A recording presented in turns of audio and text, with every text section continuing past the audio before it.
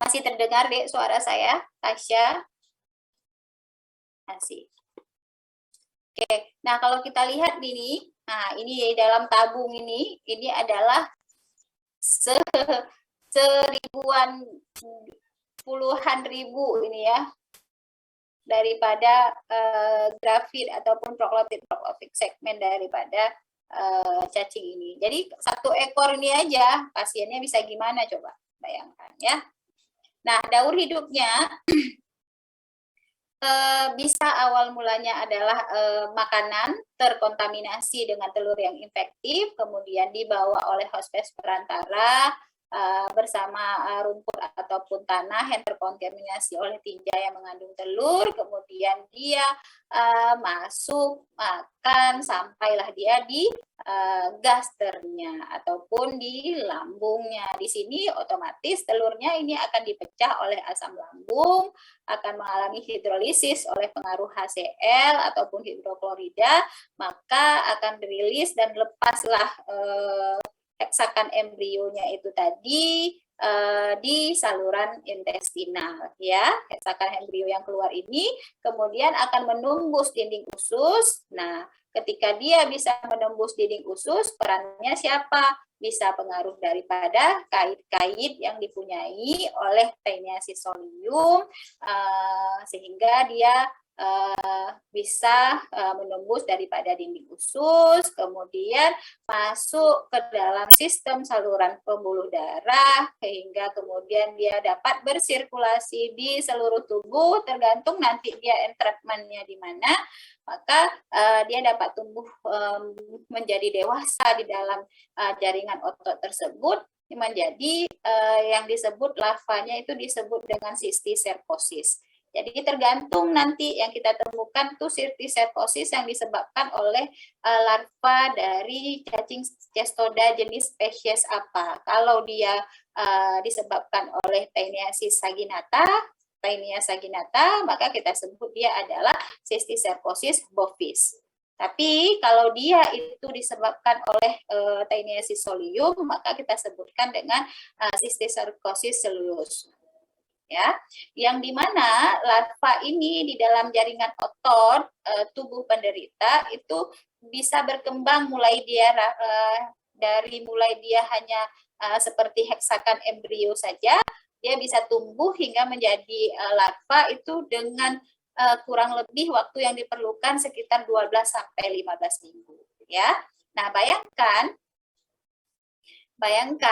ya, manusia yang misalkan mengkonsumsi makanan daging sapi yang punya memang sudah mengidap daripada penyakit ini ya, Taeniasis saginata, kemudian di dalam otot-ototnya sudah ada larvanya, kemudian tidak dimasak dengan sempurna. Nah, ini bisa menjadi sumber penularan sumber penularan lainnya bagi penderita tersebut ya.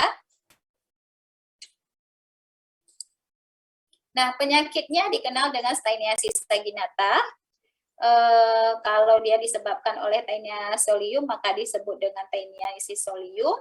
Dan umumnya dia tanpa gejala berarti ataupun bisa dengan gangguan usus dan menimbulkan obstruksi intestinal akut, dan kemudian bisa saja proklotitnya ini dapat menyumbat daripada appendix sehingga mengakibatkan usus buntu ataupun appendicitis. Kemudian keluhan lainnya adalah diare, gangguan daripada absorpsi makanan akibat ya si parasit ini sendiri juga mengambil nutrisi daripada tubuh penderita, kemudian mengganggu sistem absorpsi sekresi cairan di dalam sistem intestinal sehingga menimbulkan diare. Efeknya bila nutrisi tidak terpenuhi dapat mengakibatkan berat badan yang menurun ya. Nah, ada referensi yang menyebutkan bahwa proklotit ini dia bisa bergerak sendiri ya ke arah anus, terutama pada siang hari, sehingga kalau misalnya kita periksa anal tape, jadi kayak kita tape gitu ya, kita ambil tape apa ya tip itu bahasanya, seperti apa ya, anal swab tape yang kita tempelkan pada di daerah sekitar perianal daripada pasien, itu ada kemungkinan kita bisa menemukan telurnya kalau kita lanjutkan dengan pemeriksaan lainnya di bawah mikroskop ya. Telurnya tampaknya seperti apa tadi? Silahkan coba Muhammad Fadli. Telur yang kita temukan, kira-kira Anda bisa deskripsikan nggak, Muhammad Fadli? Anda deskripsikan bentuk daripada telurnya, dindingnya seperti apa, isinya apa. Silahkan Muhammad Fadli.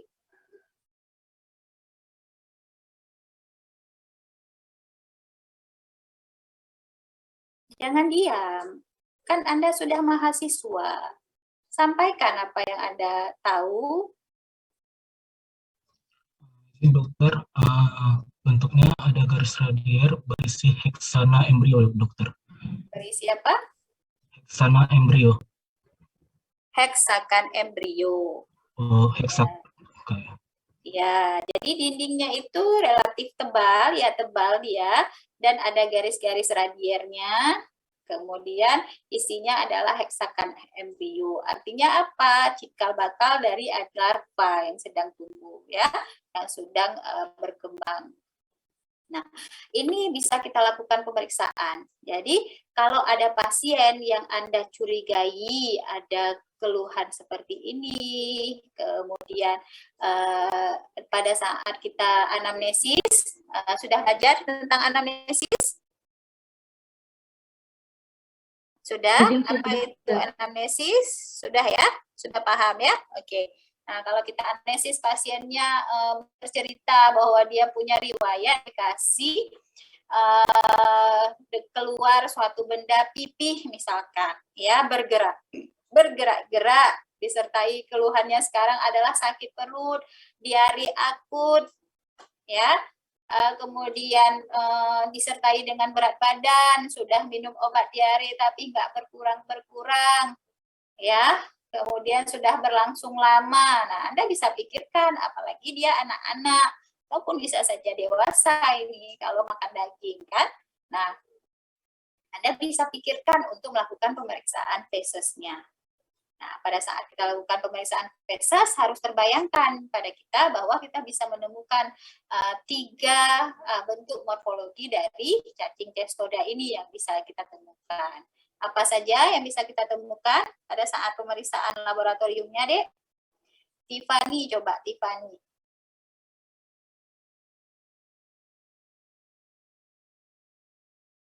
Silahkan Tiffany.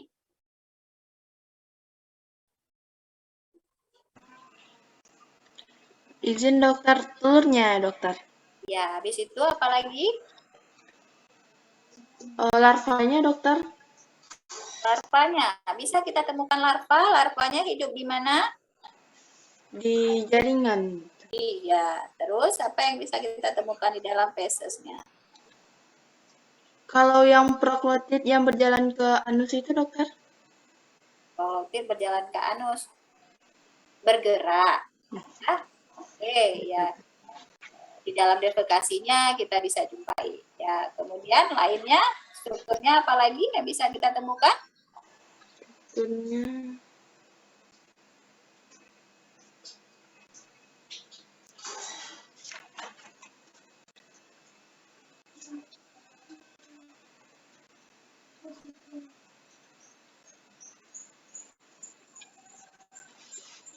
yang dicatat itu aja dokter. Ya. Bentar ya.